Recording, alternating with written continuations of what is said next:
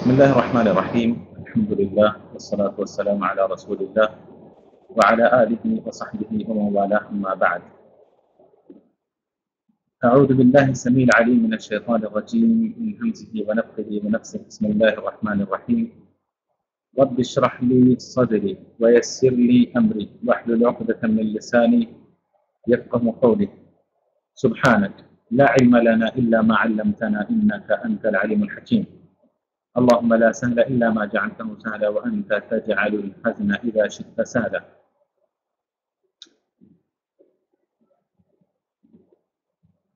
معزز طلباء اور طالبات، آج ہم لوگ انشاءاللہ سورۃ الانسان، جس کا ایک اور نام سورۃ الدہر بھی ہے، پڑھنے جا رہے ہیں۔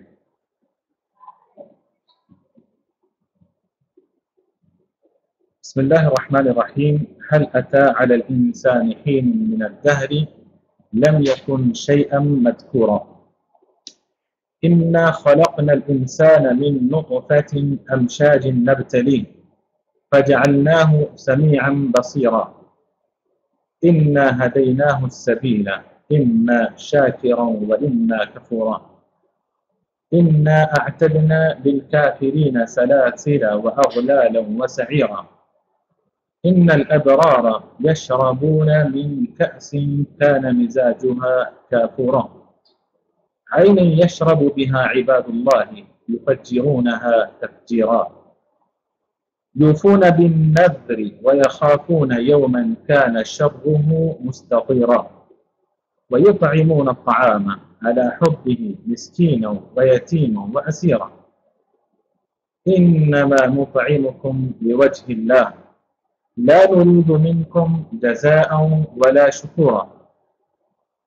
إنا نخاف من ربنا يوما عبوسا قمطريرا.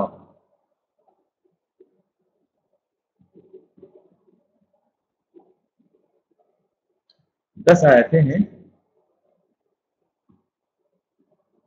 ترجمہ سماعت فرمائیے۔ هل أتى على الإنسان حين من الدهر لم يكن شيئا مذكورا. هل اکثر تو اس کے معنی آپ لوگ کیا کہ کرتے ہیں، کلمت استفہام ہے، لیکن یہاں پر حل یقیناً کے معنی میں ہے۔ اس سے پہلے کئی مرتبہ یہ لفظ گزر چکا ہے حل یقین کے معنی میں، تو یہاں یقیناً حل اتا علی الانسان، آیا انسان پر۔ ترجمہ کرنے والوں نے اس کا ترجمہ گزرا بھی کیا ہے، یقیناً گزرا انسان پر۔ هل اتا علی الانسان، حین ایک وقت، ایک مدت، من الدہر زمانے میں یا زمانے سے، یقیناً گزرا ایک وقت انسان پر زمانے میں، لم یکن شیئا مذکورا، وہ قابل ذکر نہیں تھا، وہ قابل ذکر نہیں تھا، یعنی قابل ذکر چیز نہ تھا انسان۔ إنا خلقنا الإنسان من نطفة أمشاج نبتليه فجعلناه سميعا بصيرا. إنا خلقنا الإنسان، یقینا ہم نے پیدا کیا انسان، من نطفة أمشاج، ملے جلے نطفے سے، نبتلیہ، تاکہ ہم اس کو آزمائیں، فجعلناه سميعا بصيرا، بس ہم نے بنایا اس کو، یا بنایا اس کے لیے، یا بنایا اس کو سننے والا، دیکھنے والا، فجعلناه سميعا بصيرا۔ إنا هديناه السبيل إما شاكرا وإما كفورا. إنا هديناه، یقیناً ہم نے اس کو راہ بتلائی، السبیل راستہ، ہم نے اس کو راستہ بتایا، إنا هديناه السبيل إما شاكرا وإما كفورا، چاہے تو وہ شکر گزار بنے یا پھر وہ ناشکرہ بنے۔ إنا أعتدنا للكافرين سلاسل وأغلالا وسعيرا، یقیناً ہم نے تیار کیا، إنا أعتدنا للكافرين، کافروں کے لیے، سلاسل، بیڑیاں یا زنجیریں، وأغلالا اور توق وسعیرا اور بھڑکتی ہوئی آگ. یقیناً ہم نے تیار کر رکھا ہے کافروں کے لیے زنجیریں، توق یا بیڑیاں اور بھڑکتی ہوئی آگ. ان الابرار يشربون من كأس كان مزاجها كافورا. ان الابرار یقیناً نیک لوگ یشربون، در کی جمع ہے ابرار، در یا بار، یہ بھی لفظ گزر چکا ہے سورہ مطففین میں بھی، سورہ انفطار میں بھی. ان الابرار یشربون، یقیناً نیک لوگ پیئیں گے، من کأس گلاس سے. یہاں پر من کأس گلاس کہہ کر گلاس کے اندر موجود چیز مراد لی گئی ہے، تو اسی لیے ترجمہ کرنے والوں نے ترجمہ کیا ان الابرار یشربون من کأس، یقیناً نیک لوگ پیئیں گے ایک ایسا جام، ایک ایسا جام. ان الابرار یشربون من کأس کان مزاجها، جس کی آمیزش، کان مزاجها جس کی آمیزش کافورا کافور سے ہوگی، یا جس کی آمیزش کافور کی ہوگی. ان الابرار یشربون من کأس کان مزاجها کافورا، نیک لوگ پئیں گے ایک ایسا جام جس کی ملاوٹ، جس کی آمیزش کافور کی ہوگی. عین یشرب بها عباد اللہ یفجرونها تفجیرا. عینا، وہ کافور کیا ہے؟ عینا ایک چشمہ ہے. یشرب بها عباد اللہ، جس سے پئیں گے اللہ کے بندے. یفجرونها تفجیرا، وہ بہا لے جائیں گے اس کو جدھر چاہیں گے. یفجرونها تفجیرا، وہ اس کو بہا لے جائیں گے. اس کے اندر جدھر چاہیں گے کا معنی بھی موجود ہے. یوفون بالنذر ویخافون یوما کان شره مستطیرا. یوفون بالنذر، وہ پورا کرتے ہیں نذر کو، ویخافون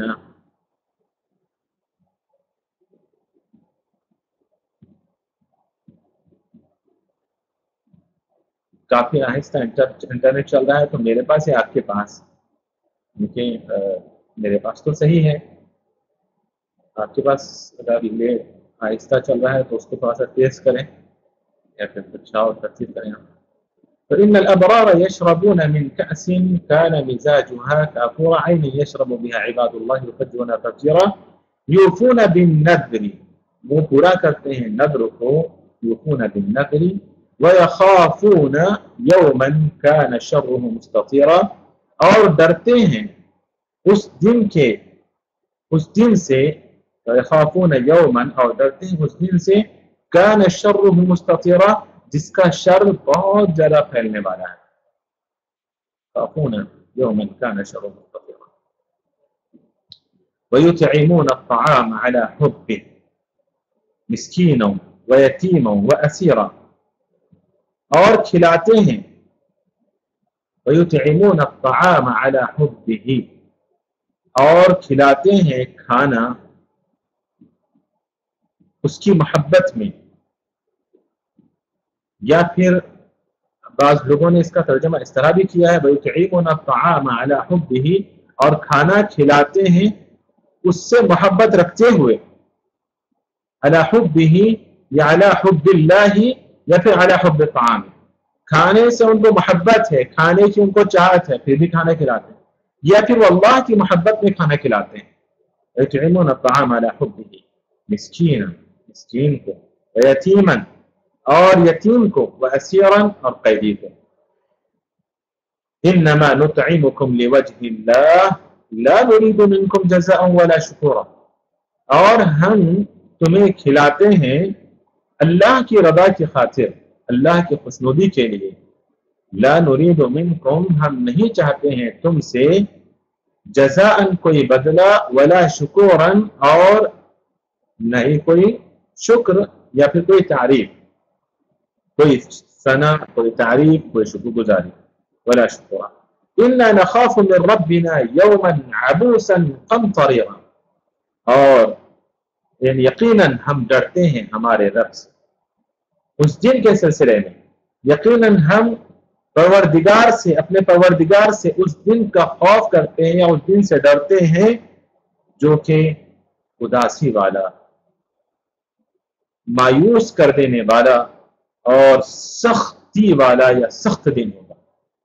اداسی والا سخت دن ہوگا، عبوسن، اداسی والا، آپ ایسا پڑھ چکے ہیں آپ لوگ، کم فریرہ، بہت زیادہ سخت۔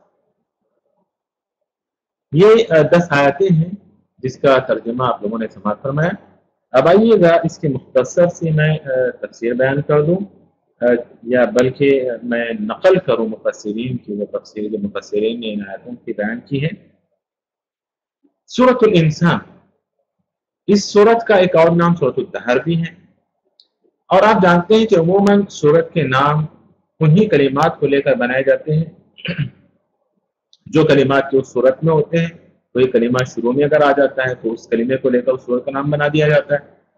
تو کہیں پر اس سورت کا نام الانسان ہے اور کہیں اس سورت کا نام الدہر بھی ہے، کیونکہ پہلی ہی آیت میں الانسان کلمہ بھی ہے، هل اتى على الانسان، اور الدہر بھی پہلی ہی آیت میں یہ کلمات بھی موجود ہیں۔ اس سورت کے مکی اور مدنی ہونے کے سلسلے میں اختلاف رہا ہے مفسرین کے درمیان۔ بعض مفسرین نے کہا کہ یہ سورت مکی ہے اور بعض نے کہا کہ مدنی ہے، اور بعد نے کہا کہ نہیں، یہ سورت ساری کی ساری مدنی ہے، بس ایک آیت جو کہ فاصبر لحکم ربک ولا تطع منهم آثما او کفورا، یہ آیت مکی آیت ہے، باقی ساری آیتیں اس کی مدنی ہیں۔ تقریباً 31 آیتیں اس سورت کے اندر اللہ رب العالمین نے نازل فرمائی۔ اس سورت کے شان نزول کے سلسلے میں ایک واقعہ ذکر کیا جاتا ہے، لیکن اس واقعے کو میں آگے ذکر کروں گا کہ کیا وہ واقعہ ہے اور کیا تعلق ہے سورۃ الانسان یا سورۃ الدہر کی بعض آیتوں سے اس کا، وہ انشاءاللہ میں آگے، چونکہ وہ وہی آیتیں آ رہی ہیں وہاں میں ذکر کروں گا۔ آئیے ہم بغیر کسی تاخیر کے سورت میں داخل ہوتے ہیں۔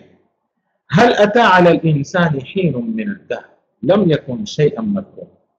هل، جیسا کہ میں نے آپ کو بتایا کہ یہ استفہامی کلمہ ہے، کلمہ استفہام ہے، لیکن یقیناً کے معنی میں بھی، قد کے معنی میں بھی آتا ہے، اور بہت جگہوں پر قد کے معنی میں آیا ہے، اور خاص طور پر وہاں جہاں پر نہیں، عفوا، کہیں کہیں پر یہ حل جزاء الاحسان الا الاحسان، کہیں کہیں پر یہ حل نفی کے معنی میں بھی آتا ہے، جہاں پر استثناء، اداۃ استثناء استعمال ہوتا ہے۔ شاید آپ لوگوں نے پڑھا ہے یا نہیں، مجھے یاد نہیں آ رہا ہے۔ بہرحال یہ تو آپ نے پڑھا ہے کہ حل اتاک حدیث الغاشیہ، یہ تو آپ لوگوں نے پڑھا ہوا ہے۔ تو حل وہاں بھی قد کے معنی میں، تحقیق کے معنی میں تھا، یقین کے معنی میں، تو یہاں بھی حل اتی علی الانسان یقیناً قد کے معنی میں۔ اتی علی الانسان، آیا انسان پر، انسان سے مراد یہاں پر آدم اور بنو آدم، آدم اور آدم علیہ السلام کی اولاد۔ حل اتی علی الانسان، یقیناً آیا انسان پر، یعنی آدم اور بنو آدم پر آیا، اور بعد نے کہا کہ یقیناً گزرا ہے انسان پر یا بنو آدم پر، بنو آدم پر، حین، ایک وقت، ایک زمانہ۔ یہ کون سا زمانے؟ من الدہر، زمانے میں سے ایک مدت، ایک وقت انسان پر ایسا گزرا ہے کہ جس میں وہ ایک ایسی چیز تھا جو قابل ذکر نہیں تھا۔ اس سے کیا مراد ہے؟ کس وقت کی بات ہو رہی ہے؟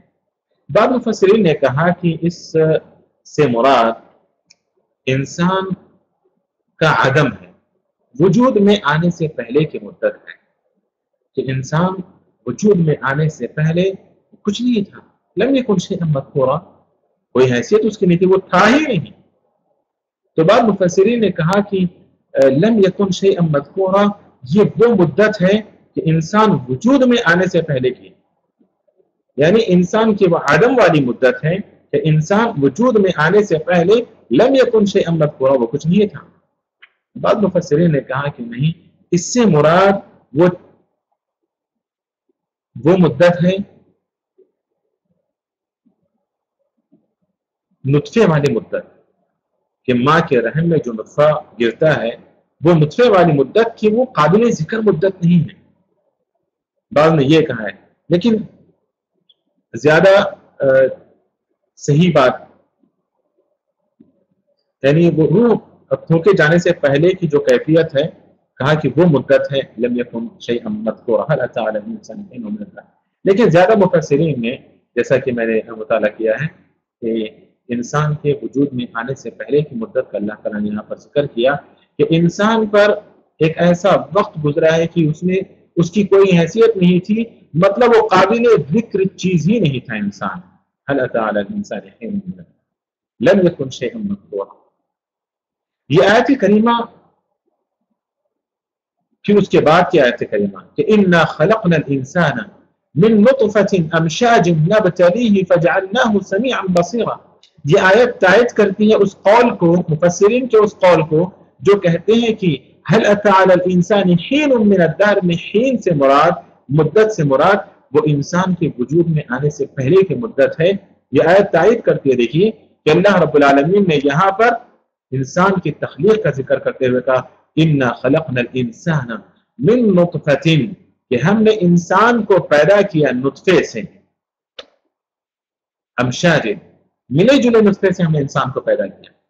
تو جو مفسرین کہتے ہیں کہ انسان سے حین سے مراد هل اتى على الانسان حین، وقت، مدت، اس مدت سے مراد انسان کے وجود میں آنے سے پہلے کی مدت ہے.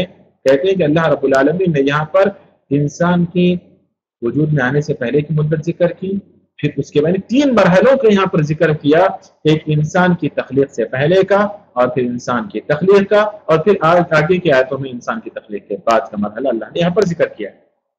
كَإِنَّا خَلَقْنَا الْإِنسَانَ مِن نُطْفَةٍ أَمْشَاجٍ، کہ ہم نے پیدا کیا انسان کو ملے جلے نطفے سے. ملے جلے نطفے سے مراد یہاں پر مرد کا نطفہ اور عورت کا نطفہ ہے.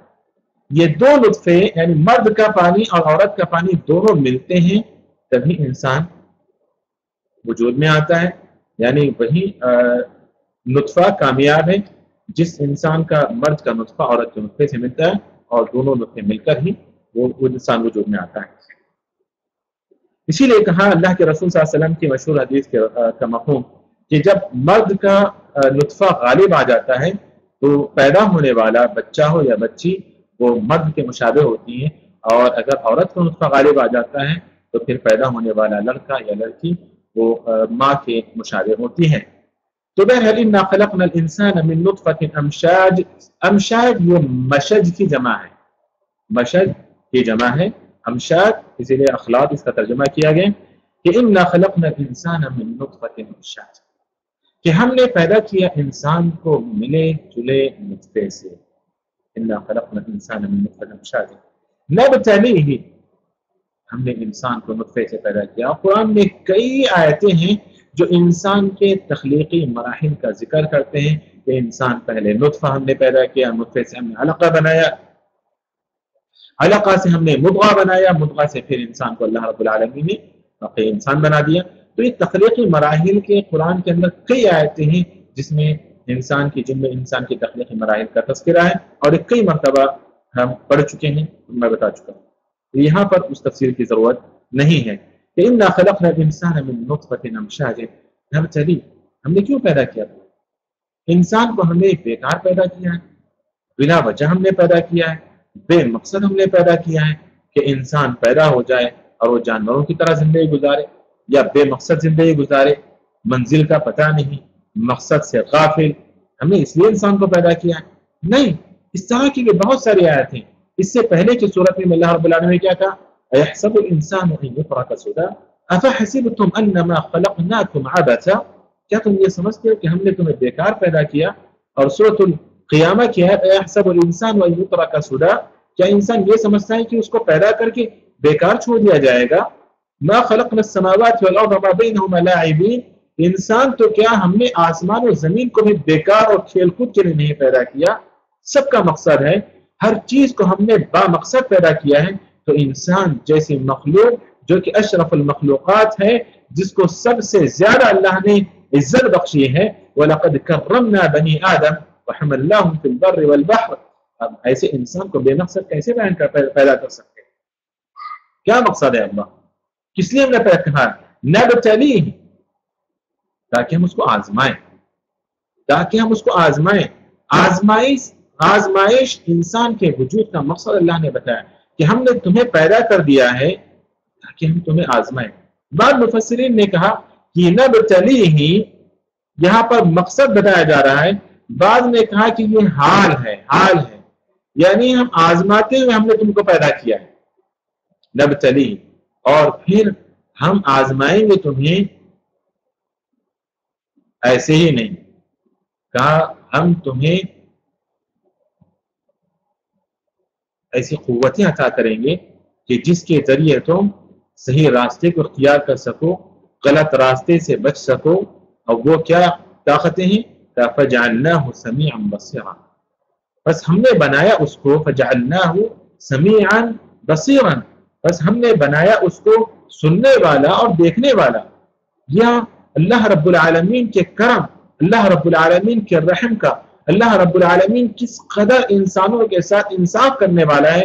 یہ آیت کریمہ میں بتاتی ہے کہ اللہ رب العالمین نے ہمیں پیدا کیا تو ہمیں ادراک کی جو صلاحیتیں ہوتی ہیں, علم حاصل کرنے کی جو صلاحیتیں, یعنی قوت ادراک جس کو ہم کہتے ہیں قوت ادراک, سننا, دیکھنا, چھونا, جس کو ہم کہتے ہیں حس, شعور, یہ اللہ رب العالمین نے انسان کو عطا کیا. اسی لیے کہا کہ جو انسان پاگل ہے, بے وقوف ہے, جس کی عقل کام نہیں کرتی ہے, ایسا انسان اللہ رب العالمین کے پاس معذور ہے.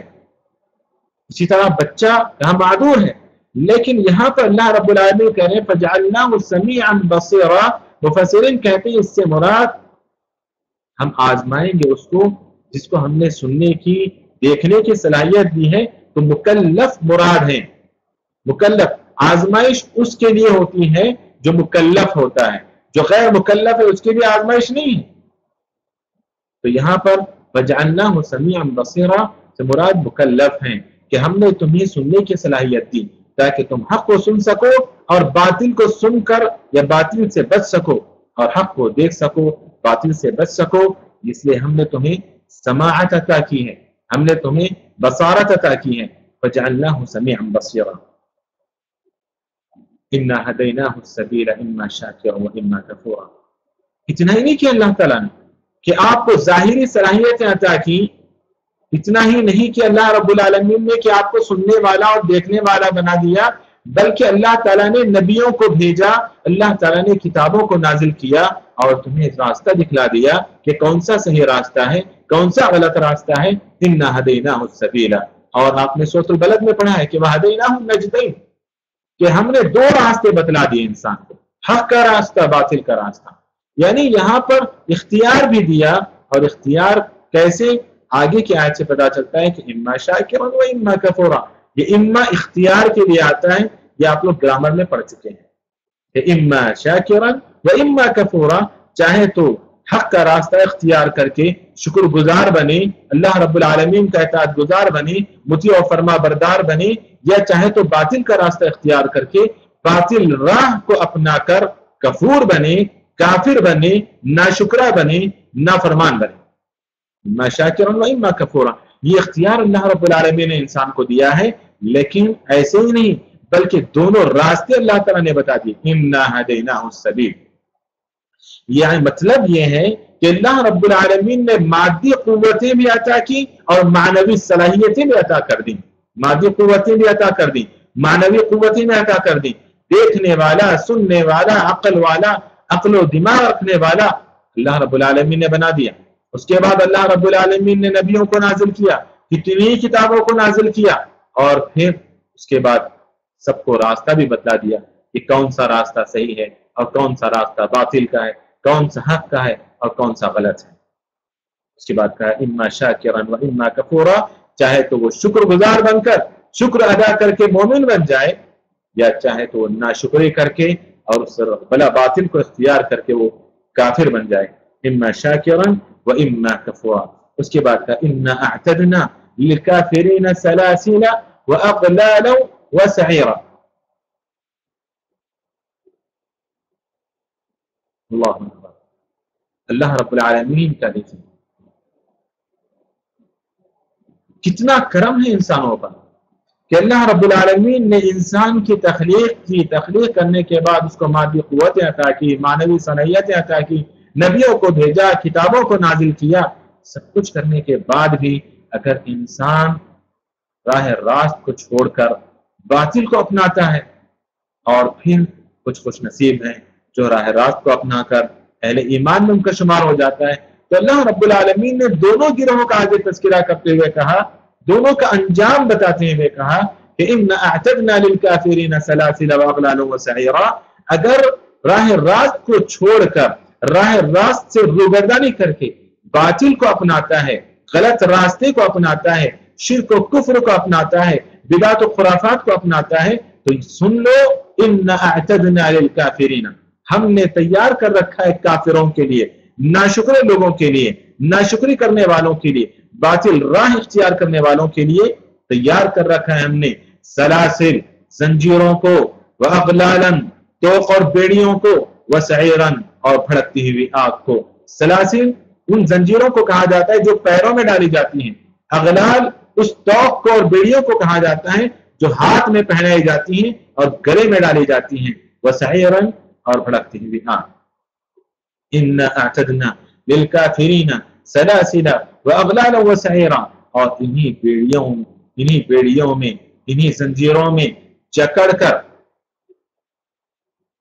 مکلف یعنی بالغ ہونے کے بعد، اس کو کہتے ہیں مکلف جس کو تکلیف دی گئی ہے، جو جہاں سے احکامات سارے واجب ہو جاتے ہیں، تو إِنَّا أَعْتَدْنَا لِلْكَافِرِينَ سَلَاسِلَ وَأَغْلَالًا وَسَعِيرًا، کہ ہم نے تیار کر رکھا ہے، ہم نے تیار کر رکھا ہے کافروں کے لیے زنجیر، توق اور بھڑکتی ہوئی آگ کو، انہی زنجیروں میں جکڑ کر کافروں کو، نافرمانوں کو کھینچ کر جہنم میں ڈالا جائے گا، جیسا کہ اللہ رب العالمین نے سورۃ الحاقہ میں فرمایا، ثم فی سلسلۃ ذرعها 70 ذراعا، 70 گز کی زنجیروں میں جکڑا جائے گا انہیں، ثم فی سلسلۃ ذرعها 70 ذراعا فاسلکوہ انہ کان لا یؤمن باللہ العظیم، اور پھر ان زنجیروں کو کھینچتے ہوئے فرشتے اس انسان کو جہنم میں ٹھونکیں گے، جہنم میں جھونکیں گے، جہنم میں پھینکیں گے۔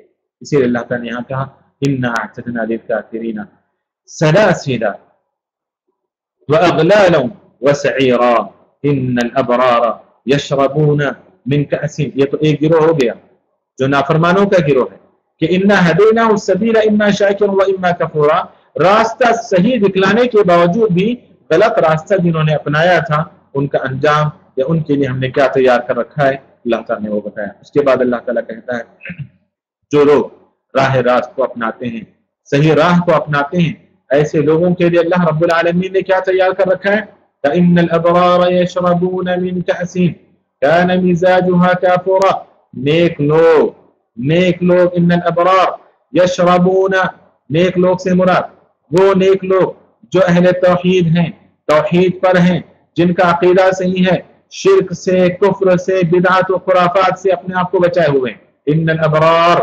بارون کی مطیع و فرما بردار ہیں اللہ رب العالمین کے، یشربون من کأس، پیئیں گے ایک ایسے جام کو، پیئیں گے ایک ایسا پانی پیئیں گے، جام جو کہ پیالے میں ہوتا ہے، کأسن کے اصل معنی گلاس کے ہیں، اور یہ بلاغت کی ایک قسم ہے کہ مکان کہہ کر مکی مراد دیا جاتا ہے، جگہ کہہ کر جگہ مراد نہیں لی جاتی، اس جگہ میں جو لوگ رہتے ہیں وہ مراد لیے جاتے ہیں، ٹھیک ہے۔ اسی طرح برتن کہا گیا ہے، برتن یہاں پر کأسن کہا گیا ہے، لیکن مراد کأس نہیں ہے، اس کأس یعنی اس پیالے کے اندر موجود جام ہے، شراب ہے اس پیالے میں موجود، تو وہ شراب پیئیں گے۔ ان الابرار یشربون من کأس کان مزاجها کافورا، جس کی آمیزش کافور کی ہوگی۔ اہل عرب زمانے جاہلیت میں اور اسلام آنے کے بعد بھی جب تک شراب پیتے تھے، شراب میں کافور کی ملاوٹ کرتے تھے، شراب میں ادرک کی، زنجبیل کی ملاوٹ کرتے تھے، اس کے ذریعے اس کے اندر اور گندگی پیدا ہوتی تھی، اور نشہ پیدا ہوتا تھا، اور انسان کی عقل مارے جاتی تھی، اس لیے وہ زنجبیل کو ملاتے تھے شراب میں، یا پھر کافور کو ملاتے تھے، جس کو پینے کے بعد انسان کی عقل ختم ہو جاتی ہے، پھر انسان وہ کچھ کہنے لگتا ہے جو کہ ہر وہ بات کہنے لگتا ہے جو اس کے کنٹرول میں نہیں ہوتی ہے، پھر انسان کی عقل کام نہیں کرتی، انسان ہوش میں نہیں ہوتا اور ہر طرح کی گندے غلط کام وہ کرنے لگتا ہے۔ اسی لیے شراب کو ام الخبائث کہا گیا کہ خبائث یعنی تمام برائیوں کی جڑ ہے شراب۔ اس شراب کے اندر وہ جس کی عقل تو چھوڑیے، یہ تو نقصانات ہی ہیں، لیکن صحی لحاظ سے بھی، ہیلتھ کے لحاظ سے بھی طرح طرح کی بیماریوں سے انسان دوچار ہو جاتا ہے ایسی شراب پی کر۔ لیکن اللہ رب العالمین نے کہا جنت میں جس کو جنت ملے گی، اس جنت میں ایسی شراب ان کو دی جائے گی جس کی آمیزش کافور کی ہوگی، اور وہ کافور جو ہر طرح کی بیماریاں، ہر طرح کی خرابیاں، ہر طرح کے نقصانات سے پاک ہوگا، لیکن اس کافور کی آمیزش ہوگی اس شراب کی، اس کافور کو ملایا جائے گا اس شراب میں۔ ایسی شراب اہل جنت پیئیں گے جو نیک و فرما بردار ہیں، مطیع و فرما بردار ہیں۔ ان الابرار یشربون من کأس کان مزاجها کافورا، اور کافور سے مراد کا کافور ایک چشمہ ہے، بعض مفسرین نے کہا کافور ایک چشمہ، آگے کیا ہے؟ عینن، وہ کافور ایک ایسا چشمہ ہے، مطلب ایک چشمہ سے وہ آنکھوں کو لگانے والا چشمہ نہیں ہے، چشمہ آپ جانتے ہیں چشمہ کسے کہتے ہیں، جہاں سے پانی پھوٹتا ہے، پاک و صاف و شفاف پانی ہوتا ہے، تو عینن وہ ایک ایسا چشمہ ہے کافور، یشرب بها عباد اللہ، کہ جس سے صرف اور صرف اللہ کے بندے پیئیں گے۔ عباد اللہ سے مراد یہاں پر اللہ کے بندے تو تمام ہی ہیں، لیکن یہاں پر اللہ رب العالمین نے عباد کی اضافت اللہ کے ساتھ ہوئی ہے، یہ شرف ہے، اس سے مراد نیک بندے ہیں، مطیع و فرما بردار ہیں، اہل توحید ہیں، شرک و بدعت و خرافات سے بچنے والے ہیں وہ بندے۔ عباد اللہ یفجرونها تفجیرا، ایک تو وہ سے پیئیں گے لیکن ان کا کنٹرول ہوگا تمام چشموں پر، اور آپ جانتے ہیں کہ جنت، اہل جنت کا جنت کی ہر چیز پر کنٹرول ہوگا، حتیٰ کہ درختوں پر کنٹرول ہوگا، پرندوں پر کنٹرول ہوگا، اور جنت کی نہروں پر بھی اہل جنت کا کنٹرول ہوگا۔ جب چاہیں گے کہ درخت جھک جائے، درخت جھک جائیں گے، جس پھل کے درخت کو جھکانا چاہیں گے درخت جھک جائیں گے، جس پرندے کا وہ گوشت کھانا چاہیں گے وہ پرندہ اس کے سامنے، اس بندے کے جنت کے سامنے حاضر ہو جائیں گے، اور جس نہر کو، جس چشمے کو وہ جس جانب بہانا چاہیں گے اس جانب وہ بہا لے جائیں گے۔ یہ کنٹرول ہوگا اہل جنت کا جنت کی ہر چیز پر۔ یہاں پر اللہ تعالیٰ نے کہا یفجرونها تفجیرا، وہ جس جانب چاہیں گے بہا لے جائیں گے۔ اہل جنت چشموں کو، یعنی صرف کافور ہی نہیں بلکہ جتنے بھی چشمے ہوں گے، جتنے بھی جنت کے اندر نہریں ہوں گی، ہر نہر پر اہل جنت کا کنٹرول ہوگا۔ جو انسان جس طرف نہر کو گھمانا چاہے گا وہ اپنی طرف گھما سکتا ہے، جس طرف گھمانا چاہے گا گھما سکتا ہے۔ اللہ اکبر۔ عین یشرب بها عباد اللہ یفجرونها تفجیرا۔ یوفون بالنذر ویخافون یوما کان شره مستطیرا۔ اہل جنت کے بہت سارے کام ہیں، لیکن یہاں پر اللہ رب العالمین نے چند کاموں کا ذکر کیا، جس میں سب سے پہلے اللہ رب العالمین نے اہل جنت کے ایک عمل کا ذکر کیا کہ یوفون بالنذر، اہل جنت نظر کو پورا کرتے ہیں۔ جب وہ نظر مانتے ہیں، نظر ماننا عبادت ہے، اور نظر ماننا صرف اللہ کے لیے ہے، اور یہ ہم لوگ عقیدے میں پڑھ چکے ہیں کہ اگر کوئی انسان غیر اللہ کے لیے نظر مانتا ہے تو پھر وہ شرک ہو جاتا ہے، یا پھر معصیت کے نظر مانتا ہے تو اس نظر کو پورا نہیں کرنا چاہیے۔ یہاں پر اہل ایمان کی بات ہو رہی ہے، ظاہر سی بات ہے انہوں نے اطاعت کی نظر مانی ہے، اللہ رب العالمین کی اطاعت کی نظر مانی ہے، تو یہ اہل ایمان کی خصوصیات میں سے یا ان کی صفات میں سے یہ صفت ہے کہ اہل ایمان جب نظر مانتے ہیں اللہ کے لیے تو اس نظر کو پورا کرتے ہیں۔ نظر ماننے کا مطلب یہ ہے کہ ایک غیر واجب چیز کو اپنے اوپر واجب کر لیتے ہیں۔ تو یہاں پر مطلب یہ ہے کہ جب اہل جنت ایک غیر واجب چیز کو جو کہ انہوں نے اپنے اوپر واجب کر لیا ہے اس کو بھی وہ پورا کرتے ہیں تو بدرجہ اولا وہ فرائض و واجبات کو پورا کرنے والے ہیں، وہ اللہ رب العالمین کی واجب کردہ چیزوں کو پورا کرنے والے ہیں۔ جب اپنی واجب کی ہوئی چیز کو وہ پورا کرتے ہیں تو اللہ رب العالمین کی واجب کردہ چیزوں کو بدرجہ اولا و اتم وہ پورا کرتے ہیں۔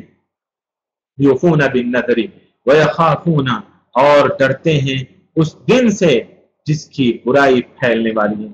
یہ آیت کریمہ کی شان نزول میں بعض مفسرین نے، جیسے کہ امام ثعلبی نے اپنی تفسیر میں اور امام جوزی نے اس روایت کو موضوعات میں شامل کیا ہے، مطلب ایک موضوع روایت ہے، لیکن بعض مفسرین نے ذکر کیا ہے، اس لیے میں آپ کے سامنے ذکر کر رہا ہوں، لیکن یہ روایت موضوع روایت ہے۔ وہ یہ ہے کہ حضرت علی رضی اللہ عنہ کے متعلق آتا ہے کہ جب حضرت حسن اور حسین بیمار ہو گئے تھے تو حضرت علی رضی اللہ عنہ، حضرت فاطمہ اور آپ کی لونڈی فقہ، انہوں نے یہ نظر مان لی تھی کہ اگر یہ دونوں بچے، یہ دونوں ہمارے بچے حسن اور حسین اچھے ہو جائیں، ان کو شفا مل جائے، تو پھر اللہ کے لیے ہم 3 دن روزہ رکھیں گے۔ یہ نظر انہوں نے مانی تھی، لیکن جب روزہ تو رکھ لیا انہوں نے، اب افطار کرنے کے لیے کچھ نہیں ہے ان کے پاس، تو روایت میں آتا ہے کہ حضرت علی رضی اللہ عنہ نے ایک یہودی سے جا کر قرض لیا 3 سا شعیر، جو جس کو کہتے ہیں 3 سا، 1 سا ہوتا ہے تقریباً 2.5 کلو کا، ٹھیک ہے، 1 سا ناپ وہ 2.5 کلو کا ہوتا ہے، 2.5 کلو سے کچھ زیادہ یا کچھ کم ایسے، تو 3 سا ایک یہودی سے جو قرض میں لیا حضرت علی رضی اللہ عنہ، لے کر آئے، اور لے کر آنے کے بعد حضرت فاطمہ نے 1 سا جو نکالا اور اس سے تقریباً 5 عدد ایسے روٹیاں انہوں نے بنائیں، بنا کر افطار کے ٹائم پر ان روٹیوں کو پیش کیا، ان روٹیوں کو رکھا تاکہ وہ سب افطار کر لیں۔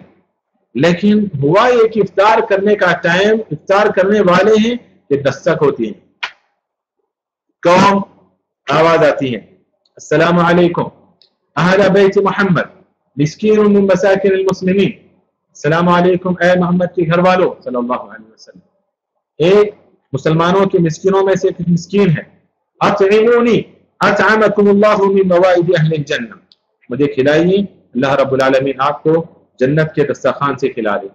یہ سننا تھا کہ وہ جو روٹیاں تیار کی تھیں افطار کرنے کے لیے، وہ روٹیاں جا کر اس مسکین کو دیں، اور اسی طرح وہ رہ جاتے ہیں، افطار ہو سکتا ہے کر لیا، دوسرے دن پھر روزہ رکھتے ہیں، تب کسی پانی وغیرہ سے افطار کر لیا ہو، کھجور وغیرہ ملا ہو تو کھا لیا ہو، اس کی تفصیل نہیں ہے اس حدیث میں، پھر دوسرے دن پھر سے روزہ رکھا کیونکہ نظر پوری کرنا ہے، پھر سے روزہ رکھا، اور پھر افطار کا ٹائم، پھر سے حضرت فاطمہ نے دوسرے سا کو نکالا اور 5 روٹیاں بنائی، پھر سے افطار کرنے کے لیے رکھا، تو اچانک ایک یتیم کی آواز آئی، یتیم کہتے کس کو ہیں؟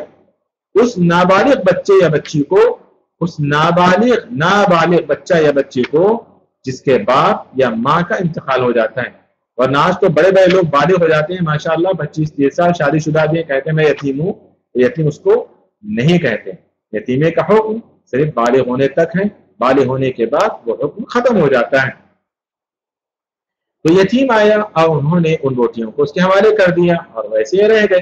تیسرے دن پھر ایک قیدی آیا، اسیر، اسیر کہتے ہیں اس قیدی کو جو کہ کافروں کا ہوتا ہے، مسلمانوں کے پاس قید ہو کر آتا ہے، وہ مراد ہے یہاں پر، مسلمانوں کے پاس قید ہو کر آتا تھا، تو رسول اللہ صلی اللہ علیہ وسلم اس قیدی کو مسلمانوں میں سے کسی کے حوالے کرتے اور کہتے کہ جاؤ اس کے ساتھ حسن سلوک کرو۔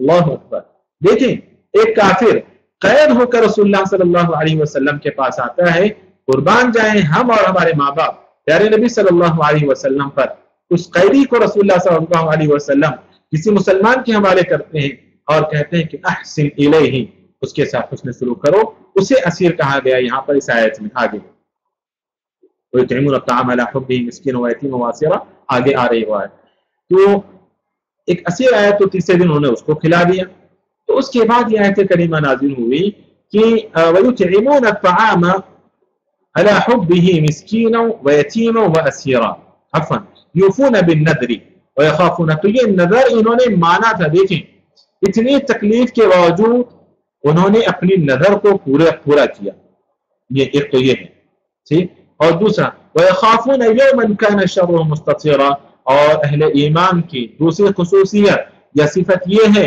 کہ وہ قیامت کے دن سے ڈرے سہمے رہتے ہیں، قیامت کے دن سے غافل نہیں رہتے، آخرت سے غافل نہیں رہتے۔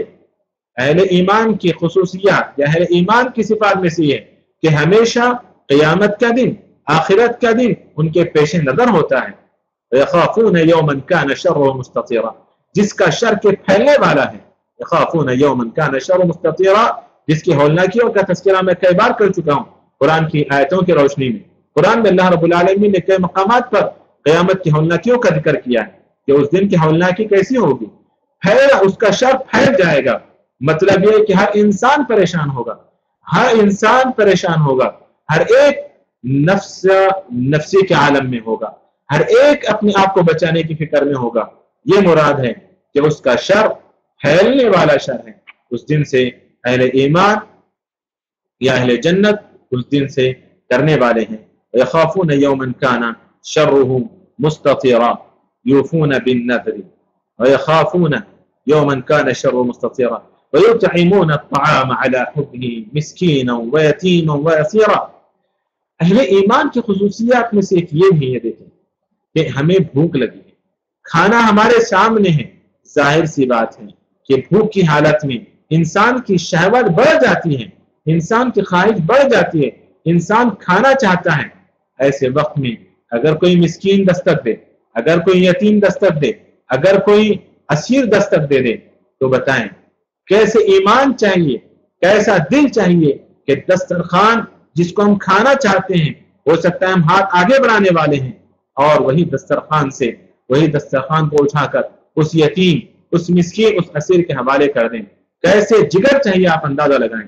تو یہ اہل ایمان کی خصوصیات یا ان کی صفات میں سے ہے کہ وہ چاہتے ہیں کہ ہم کھائیں کھانا، لیکن اس کے باوجود یعنی رغبت اور خواہش کے باوجود وہ مسکینوں کو، یتیموں کو، اسیروں کو کھلا دیتے ہیں. یا پھر اللہ کی محبت میں یطعمون الطعام علی حبہ، اللہ کی محبت اس قدر غالب ہے کہ وہ دنیا سے محبت نہیں رکھتے. وہ دنیاوی محبت، اللہ کی محبت دنیاوی محبت کے مقابلے میں غالب رکھتے ہیں اللہ کی محبت کو. یہ مطلب ہے یہاں پر. اس سے پہلے بھی کئی آیتیں گزر چکی ہیں اس سلسلے کی کہ اللہ رب العالمین کی محبت، دنیا سے محبت ہو سکتی ہے کیونکہ ان الانسان لربہ لکنود وانہ لحب الخیر لشدید. انسان دنیا سے محبت کرتا ہے، انسان کو دنیا سے محبت ہو سکتی ہے، لیکن ہر چیز کی محبت پر اللہ کی محبت غالب آ جائے تبھی انسان اس دنیا کو اپنے جیب سے نکال سکتا ہے. اس دنیا کو اسی لیے کہا جاتا ہے کہ دنیا کو اپنے ہاتھ میں رکھو، دل میں نہیں. کیونکہ جب دنیا دل میں بس جائے گی تو دل میں بسی ہوئی چیزیں جلدی نکلتی نہیں ہیں، چاہے وہ کسی سے محبت ہو، چاہے وہ کسی چیز سے محبت ہو. جب کوئی دل میں بستا ہے تو وہ جلدی نکلتا نہیں. اسی لیے دنیا کو دل میں صرف اور صرف اللہ کی محبت، اللہ اس کے رسول